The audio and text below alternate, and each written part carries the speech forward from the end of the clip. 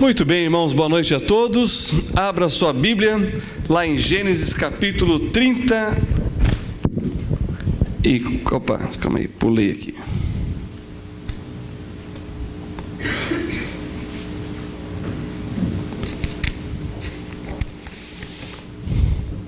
Capítulo 30 de Gênesis. Nós vamos ler os versos 22 a 24.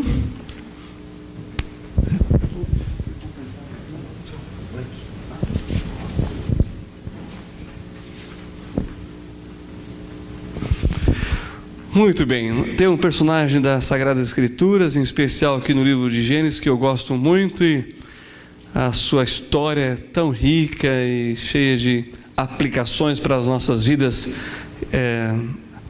espirituais, que eu acabo sempre me recorrendo a ele quando sinto que dá para tirar ainda mais alguma coisa sobre a vida de José. Então é sobre esse personagem que nós vamos falar, mas enfocando uma característica peculiar desse homem, que foi um homem que teve um sonho. Ele foi um sonhador, e nós vamos ver o destino desse sonhador, de José. Então, Gênesis capítulo 30, versos 22 a 24, nessa parte introdutória, fala do nascimento de José. Então, acompanhe comigo o livro de Gênesis, capítulo 30, versos 22 ao 24, que diz assim, as Sagradas Escrituras: E lembrou-se Deus de Raquel, e Deus a ouviu, e abriu a sua madre, e ela concebeu, e deu à luz um filho, e disse: Tirou-me Deus a minha vergonha, e chamou-lhe José, dizendo: O Senhor me acrescente outro filho. Vamos ter uma palavra de oração? Oremos ao Senhor. Pai, na tua santa e bendita presença estamos para te louvar e para pedir que o Senhor fale conosco através da tua palavra, através da direção do teu Espírito Santo na vida de cada um. Glorifica-te, ó Pai, transformando as nossas vidas conforme o teu querer, e que o Senhor possa nos dar esses sonhos que vêm de ti mesmo, e que possamos, ó Deus, sonhá-los bem acordados, vendo, ó Deus, diante de nós o cumprimento de cada promessa do Senhor sobre as nossas vidas. É o que eu te peço e desde já te agradeço, em nome do Senhor Jesus Cristo. Amém. Muito bem, irmãos, aqui no verso 24 fala sobre o nome de José, e o significado do nome de José é que o Senhor acrescente. Seu nome reflete o papel de sua vida na nação de Israel, pois José foi o agente de Deus na preservação e na prosperidade de seu povo no Egito. Durante o período de fome na terra de Canaã, essa prosperidade levou os hebreus à condição de nação 400 anos mais tarde. Então, percebam que José foi usado por Deus para salvar uma nação, não somente a sua nação, mas salvar as nações na face da terra, provendo o pão, numa época em que veio a fome, em que veio a escassez dos alimentos, num período de 7 anos, sem alimento na terra. Agora, olha que interessante, porque nós podemos identificar algumas mudanças que a chegada de um filho causa na família.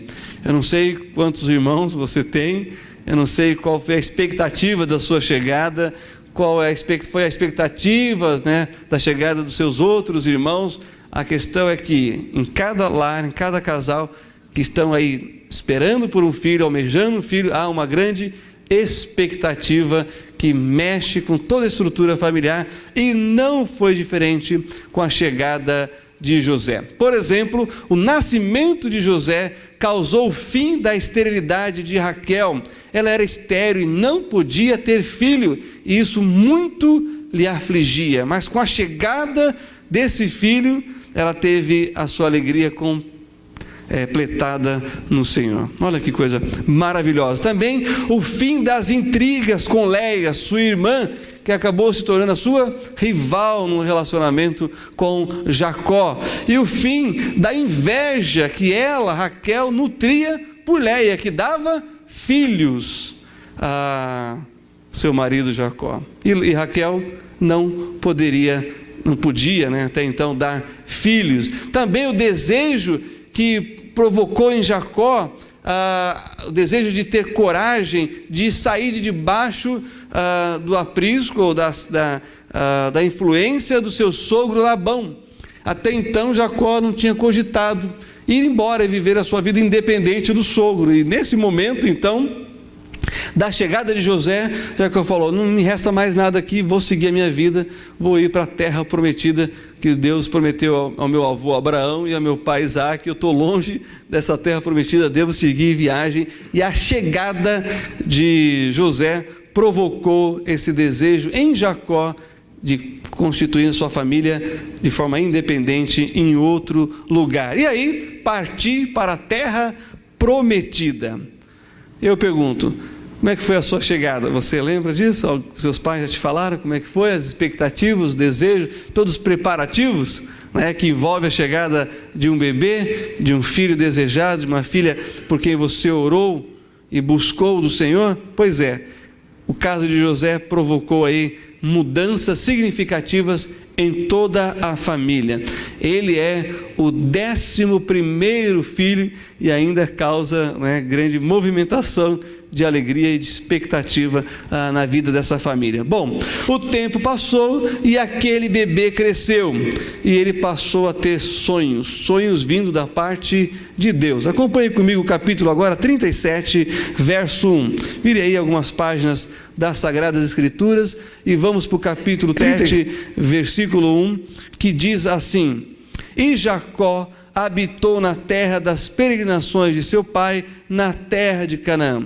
Jacó faz o caminho de seus pais, ele volta para dentro daquela promessa de relação com Deus de Abraão e Isaque, seu avô e seu pai, e caminha em direção à terra prometida. No verso 2, olha só o que nós encontramos: Então, estas são as gerações de Jacó. Sendo José de 17 anos, apacentava as ovelhas com seus irmãos. Sendo ainda jovem, andava com os filhos de Bila e com os filhos de Zilpa, mulheres de seu pai, e José trazia más notícias deles a seu pai.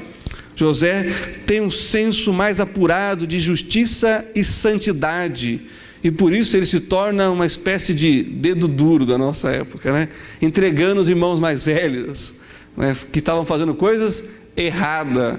Bom, José aqui possuía a pureza do jovem, a inocência juvenil, que infelizmente hoje se perde cada vez mais cedo.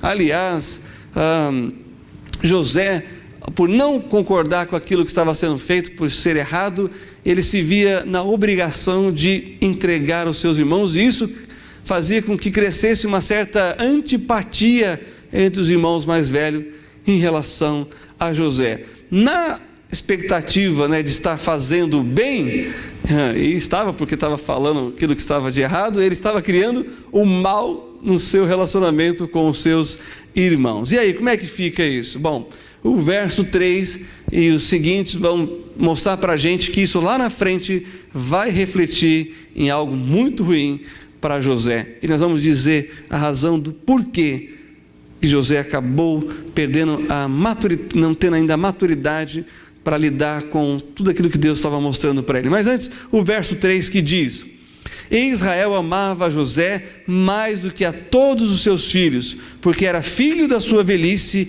e fez-lhe uma túnica de várias cores. O amor de seu pai, qual era a razão desse amor de Jacó maior por José do que para os demais filhos? Não que ele não amasse os demais filhos, mas em José ele depositava maior amor.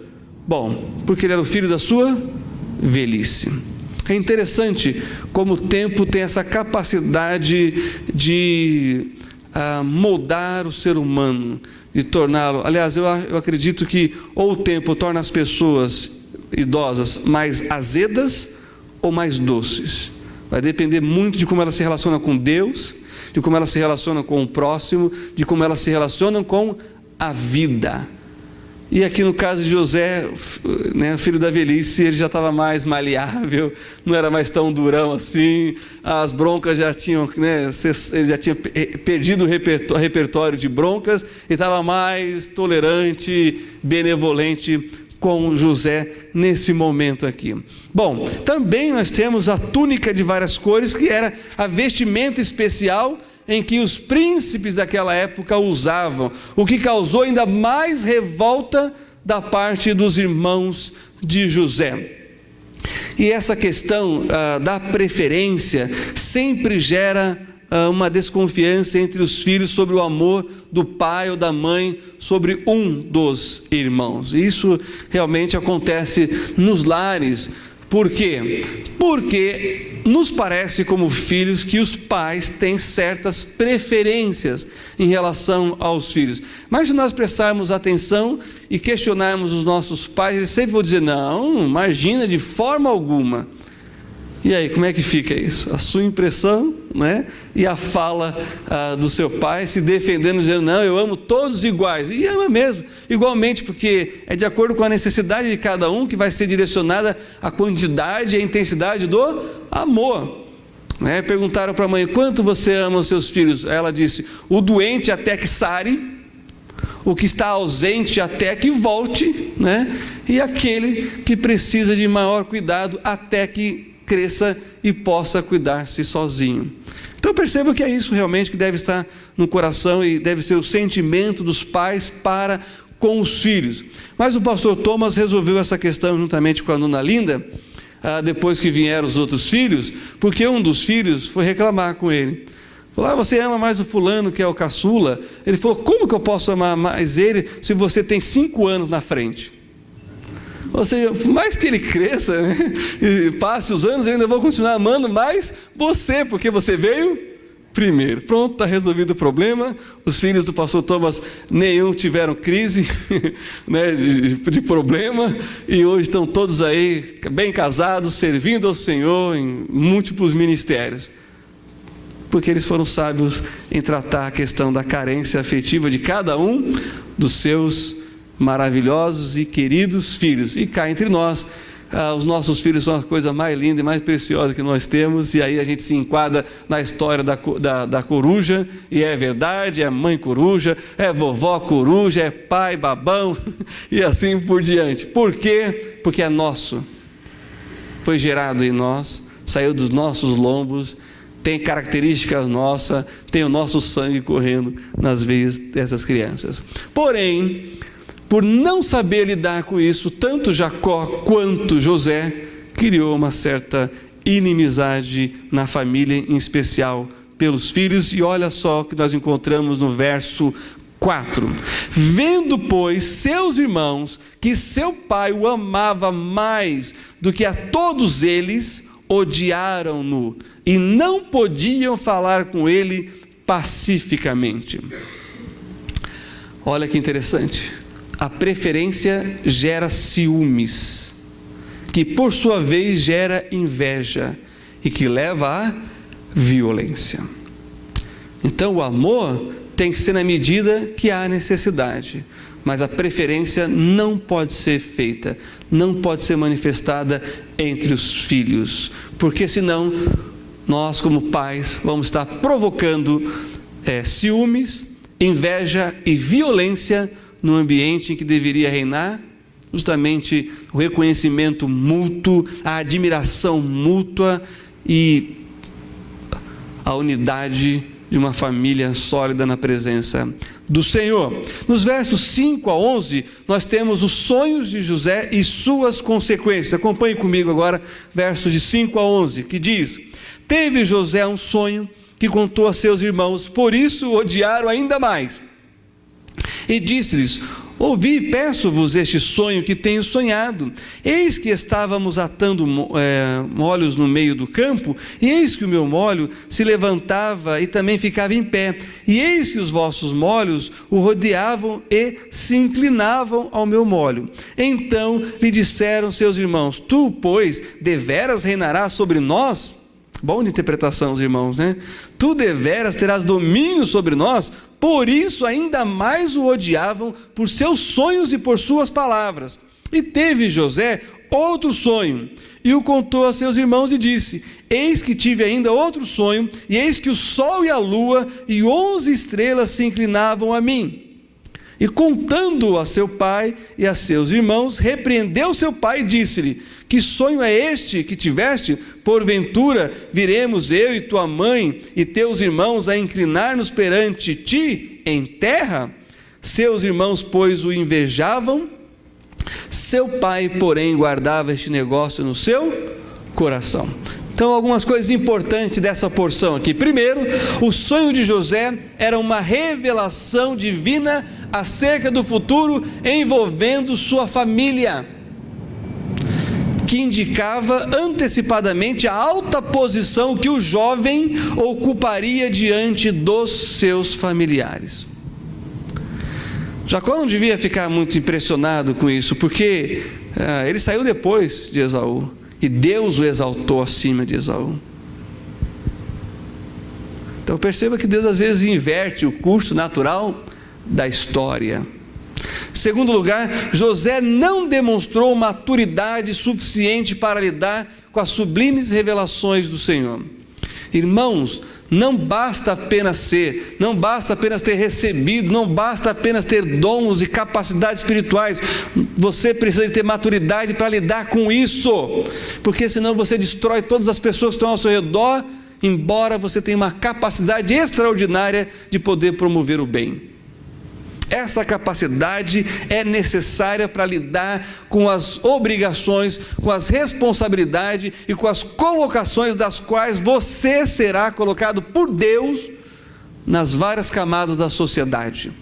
Seja profissionalmente falando, seja no seu lar, com seus familiares, seja na igreja, nos ministérios que são distribuídos de acordo com o dom, o talento e a capacidade espiritual e a habilidade natural para ser exercido.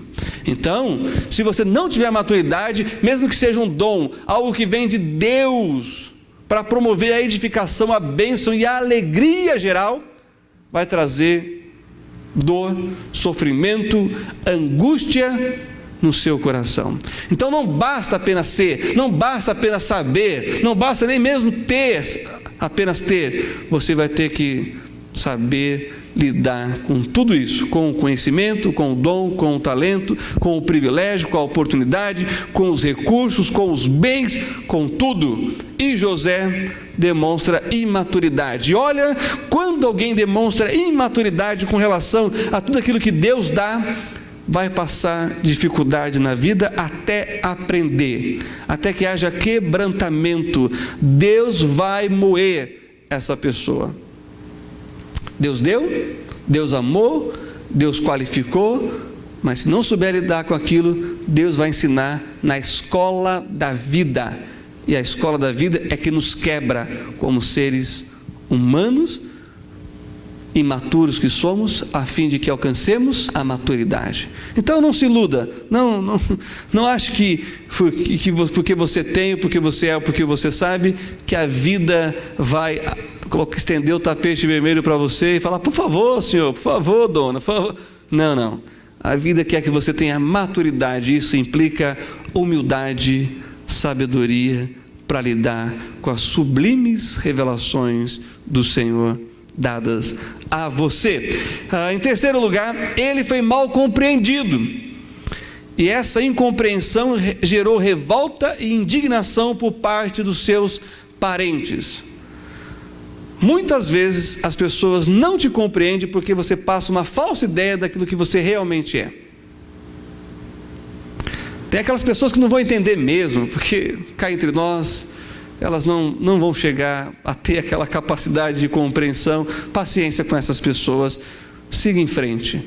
Mas muitas vezes as pessoas não estão te compreendendo porque você não se está fazendo compreensível. É o caso de José. Que sublime revelação é essa? Mas a maneira que ele colocou: reúne aí, gente, que eu quero contar uma coisa para vocês. Olha como eu sou, olha o que vai acontecer comigo, olha o que Deus me mostrou. Opa, todo mundo colocou um pezinho para trás e falou: não, nesse barco eu não entro. E em quarto lugar, mesmo repreendendo a José, seu pai guardava aquele negócio em seu coração. É isso que o pai tem que fazer. Às vezes o pai também não tem uma visão completa, mas tem muito mais do que os irmãos. E aí, se o pai não sabe como lidar com aquilo que Deus está dando para os seus filhos, ele pode também prejudicar o desenvolvimento e o crescimento espiritual do filho. Então o que ele tem que fazer? Guardar no coração, não emita palavra de juízo. Aguarde o tempo do Senhor, espere que Deus vai esclarecer mais à frente, espere que ele cresça e amadureça e ele mesmo possa lidar com aquilo que está recebendo de Deus. Então Jacó tinha que impor a sua autoridade, corrigir publicamente o filho, porque ele estava se exaltando, estava, como diz os adolescentes, aparecendo, né? Está se achando. Então o pai falou: calma aí que o chefe aqui sou eu e a sua mãe, então baixa a bola, aguarde, espere o tempo certo em Deus. E aí, qual o destino desse sonhador que teve esse sonho tão glorioso? Versos 12 a 17, acompanhe comigo. Diz assim as Sagradas Escrituras: e seus irmãos foram apacentar o rebanho de seu pai junto de Siquém. Disse, pois, Israel a José: não apacentam os teus irmãos junto de Siquém? Vem, enviar-te-ei a eles. E ele respondeu: eis-me aqui. E ele lhe disse: ora, vai, vê como estão os teus irmãos e como está o rebanho, e traze-me resposta. Assim o enviou do vale de Hebrom e foi a Siquém. E achou um homem, porque eis que andava errante pelo campo, e perguntou-lhe o homem, dizendo: que procuras? Olha que interessante. O rapaz tinha revelação sublime de Deus, mas não sabia nem achar os irmãos no pasto. Perceberam? Ele não tinha maturidade para isso, ele não tinha sido forjado para isso, preparado para isso. Então ele tinha que realmente, baixa a bola, espera no Senhor, seu momento vai chegar, sua hora vai chegar, amadureça, guarde no seu coração, desenvolva isso. E ele está perdido. E ele encontra um homem e conversa com esse homem, né? E o homem pergunta: que procuras? Verso 16, ele disse: procuro meus irmãos, dize-me, peço-te, onde eles apacentam? E disse aquele homem: foram-se daqui, porque eu vi-os dizer: vamos a Dotã. José, pois, seguiu atrás de seus irmãos e achou-os em Dotã. Aqui vemos, irmãos, a preocupação de Jacó para com seus filhos. Os filhos não voltam, o tempo está passando. O que ele faz então? Manda o seu outro filho para saber. Olha que maravilhoso. Então talvez aquela ciumeira toda dos filhos não fizesse muito sentido, porque senão o pai não demonstraria preocupação com adultos marmanjos já. Mas o pai se preocupa também. Aliás, os filhos para os pais não envelhecem, né? Essa que é a verdade. Os filhos continuam sendo os bebês. Isso é um problema, porque a gente quer tratar a filha adolescente como um bebê e eles não gostam. A gente quer tratar a filha adulto como criança e eles não gostam. E nós temos que aprender então, como pais, que devemos tratar eles como eles são. Se criança, criança. Se jovem, jovem. Se adulto, adulto. Porém, no nosso coração, eles sempre serão os nossos bebês que precisam de proteção e cuidado. Por isso, Jacó enviou José para saber o paradeiro deles. Porque tem uma frase que é: quem ama, cuida. Quem ama, se preocupa. Os versos 18 a 36, o destino de José depois de encontrar os irmãos. Acompanhe comigo. E viram-no de longe, e antes que chegassem a eles, conspiraram contra ele para o quê? O matarem. E disseram um ao outro: eis lá vem o sonhador mor. Vinde, pois, agora, matemo-lo e lancemo-lo numa dessas covas, e diremos: uma fera o comeu, e veremos que será dos seus sonhos. Olha que impressionante que é isso daqui. Uma cova, olha só, acompanhe comigo, vai aparecer aqui no agora, verso 21 e 22. E ouvindo Rúben, o mais velho, e se espera a sensatez do mais velho, porque é mais velho, né? Livrou das suas mãos e disse: não lhe tiremos a vida, também lhes disse Rúben, não derrameis sangue, lançai-o nesta cova que está no deserto, e não lanceis mãos nele. Isto disse para livrá-lo das mãos deles e para torná-lo a seu pai. Então, o que José encontra? O sonhador morre? Uma cova. E na sequência, o que vão fazer com ele? Verso 28, acompanhe comigo. Passando, pois, os mercadores midianitas, tiraram e alçaram José da cova e venderam José por 20 moedas de prata aos ismaelitas, os quais levaram José ao Egito. Primeiro queriam matar, aí um intervém e livra da morte, joga na cova. José começa agora a descer. Mas, irmãos, às vezes nós temos que descer para poder subir. Subir com maturidade, subir com inteligência, subir com aquela experiência que só a vida pode nos dar. Deus tinha algo muito maior do que uma túnica colorida para José e ficar entregando os irmãos, vigiando os irmãos. Deus tinha algo tão glorioso que Deus precisava fazer o quê? Moldar José na forja, no calor do fogo. E começa agora. Os seus próprios irmãos o vendem. Agora ele vai estar distante, longe do pai, quem o protegia. Agora ele vai então, com 17 anos de idade, começar a crescer e a se tornar um homem de verdade. Não fuja disso não. Se Deus tem sonhos para a sua vida, saiba de uma coisa: Ele vai te moldar para que você alcance esses sonhos. Capítulo 39, verso 1. José é comprado como escravo, diz assim a palavra: e José foi levado ao Egito, e Potifar, oficial de Faraó, capitão da guarda, homem egípcio, comprou-o da mão dos ismaelitas que o tinham levado lá. De príncipe, de herdeiro do seu clã, filho querido, agora ele é escravo. Bom, seria esse o fim do sonho de José? Olha o verso 32. E o Senhor estava com José, e foi homem próspero, e estava na casa de seu senhor egípcio. Presta atenção nisso aqui, porque isso aqui é algo tremendo. Como seres criados à imagem e semelhança de Deus, temos sonhos. Temos sonhos nobres e preciosos diante do próprio Deus. E olha aqui, irmãos, esse homem, sendo escravo, prosperou, porque ele reconheceu que Deus estava no negócio, que Deus estava trabalhando na vida dele. Claro que aqui nós temos que considerar uma quantidade de tempo que passou, anos aqui. E então José, onde coloca a mão, começa a prosperar. E ele começa então a entender que os propósitos de Deus ainda estavam ativos, e que os planos de Deus não podiam ser frustrados na vida dele. Eu quero que você dê uma pausa aqui comigo, e nós vamos ler agora 2 outros textos bem interessantes para formatar toda essa questão aqui do sonho de José. O primeiro deles está lá em Jó, vamos até lá, Jó capítulo 42, verso 2. Jó, capítulo 42, verso 2. Vamos ler o 1 e o 2. Diz assim a palavra de Deus: então respondeu Jó ao Senhor, dizendo: bem sei eu que tudo podes, e que nenhum dos teus propósitos pode ser impedido. Os propósitos de Deus vão se cumprir.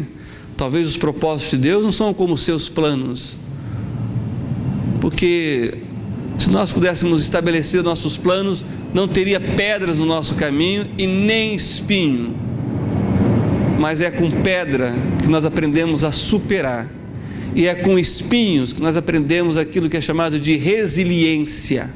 Quando tudo vai mal, ainda nós podemos olhar para o lado e saber que Deus está conosco, e mesmo o mal que estão intentando contra nós, mesmo as dores e os sofrimentos que estamos passando, pode forjar em nós o caráter de Cristo.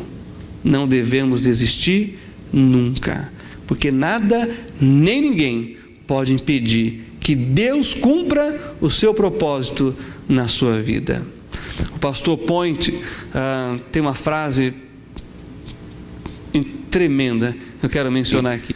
Ele disse que o homem de Deus é imortal até que Deus cumpra o seu propósito com ele na terra. Nada pode impedir um sonho que Deus sonhou com você e te deu. Sonhe os sonhos de Deus, porque vale a pena. E o outro texto está lá em Filipenses capítulo 1. Vamos até lá. Filipenses capítulo 1, verso 6.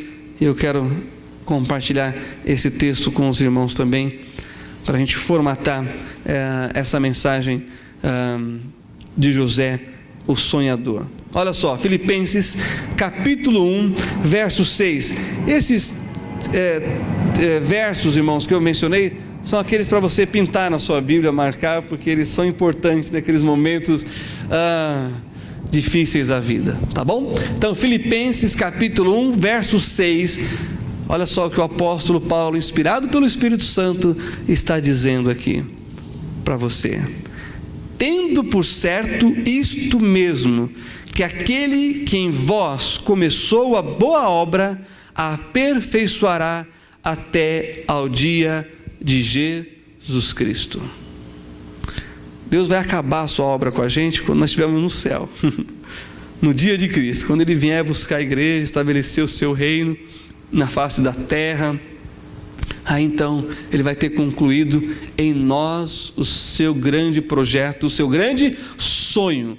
Mas até lá, saiba disso, que Ele que começou, Ele vai aperfeiçoando, vai nos tornando cada vez melhores, cada vez mais capazes de lidarmos com as circunstâncias da vida, com a contingência, aquilo que nós não planejamos, não preparamos, não esperamos, que vem como um tsunami e tira tudo de debaixo dos nossos pés.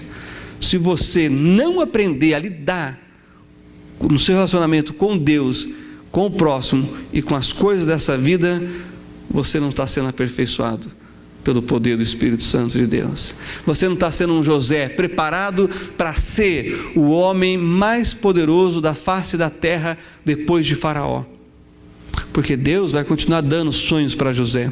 E sabe o que vai acontecer? José vai ser tentado, e o pastor Marcos escreveu no boletim um pouco da história de José, e ele fala que ser forte às vezes é correr, é fugir do perigo, é fugir da tentação, e aí então você preserva o seu caráter e a sua alma, sendo moldado e aperfeiçoado por Cristo, para poder ser colocado em lugares mais altos, elevados, para fazer a obra do Senhor. Ele foge da tentação, a mulher do patrão vai assediar ele, e depois ela vai colocar a culpa nele. E sabe para onde José vai? Vai para a cadeia, para a prisão. Era para morrer, mas o patrão olhou e amava José, e José só tinha trazido bênçãos para a casa dele. Ele falou: vai para a prisão, morra lá, eu não vou matar esse rapaz. Ele ficou na dúvida, né? Ele conhecia a esposa que tinha, ficou na dúvida, falou assim: vai para a cadeia. E olha que interessante, José tinha tudo para ficar deprimido, entrar em depressão profunda. E o que ele faz? Se torna o chefe dos prisioneiros. José organiza a prisão. A prisão começa a ser um negócio lucrativo. Começa a dar certo as coisas na prisão para José. E vem dois homens, o padeiro e o copeiro do rei. Eles têm cada um sonho. José interpreta o sonho deles e fala assim: olha, não se esqueça de mim, eu estou aqui não sou inocente. Bom, é duro ouvir isso de pessoas que estão na prisão, né? Sou inocente, mas no caso de José, nós que estamos acompanhando a narrativa, sabemos, ele era realmente inocente. Mas ninguém ia acreditar nisso. Mas o homem então, que viu que Deus estava com ele, não se lembrou de José para interceder diante do faraó. O tempo passou, e aí Faraó teve um sonho, que roubou dele o sono, a paz e a tranquilidade. E aí então, ninguém podia dar a interpretação do sonho. Aí então, um desses homens, que tinha sido salvo, né, e recolocado no seu posto, lembra-se de quem? José, o copeiro então do rei, que está ali servindo o rei. Lembra de José e diz: olha, meu senhor, tem um homem que tem um espírito diferente. Ele tem uma intimidade com o Todo-Poderoso. E ele interpretou meu sonho e do padeiro. E aconteceu como ele interpretou. O que Faraó disse? Traga-me esse homem aqui. E ele foi lá buscar José. E você sabe a história. José se tornou o segundo homem mais poderoso do planeta Terra. Só Faraó estava acima dele. Então, meus queridos e amados irmãos, os textos, se você continuar lendo lá em Gênesis, de 39 em diante, você vai confirmar isso. Além, e eu não quero adiantar, porque eu quero voltar em outras oportunidades, nos outros textos, para dar continuidade, mas eu quero dizer para vocês o seguinte: 3 homens mais próximos da gente, não tão próximos assim, mas um pouco mais próximos que José, que tiveram um sonho. Um deles foi Martinho Lutero.